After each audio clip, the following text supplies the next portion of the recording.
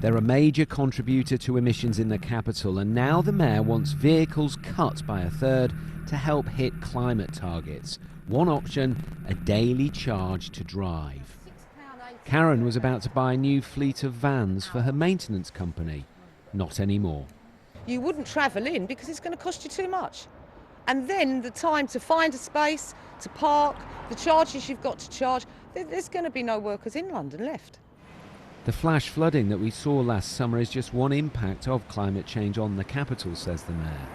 And those kinds of weather events are set to become more common.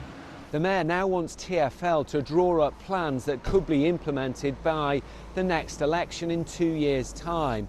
It could be a clean air charge where people who drive petrol or diesel cars pay £2 a day to drive in the capital.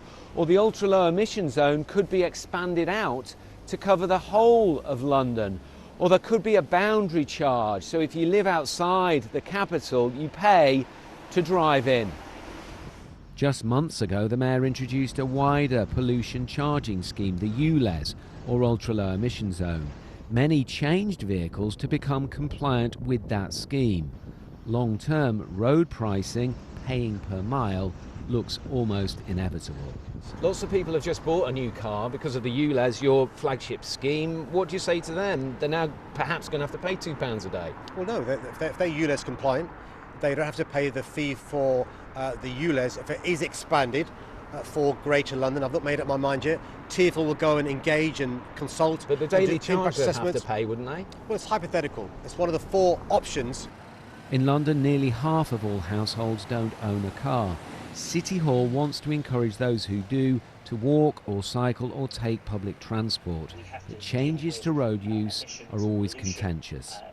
There appears to be a lot of stick and not a lot of carrot, and actually it comes at a time when a lot of drivers within London will have only just recently upgraded their vehicles to be ULEZ compliant, and now this is taking it another step beyond. If they want to drive without any sort of penalty, they'll have to get a pure electric vehicle, and as we know, that really is out of the reach of a lot of people right now.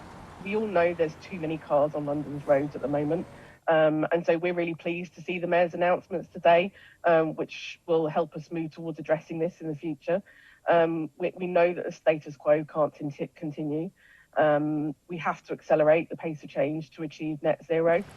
The Mayor says he wants these proposals to be the start of a conversation about cutting emissions. No decisions have been made yet, although none of the options are straightforward. Tom Edwards, BBC London.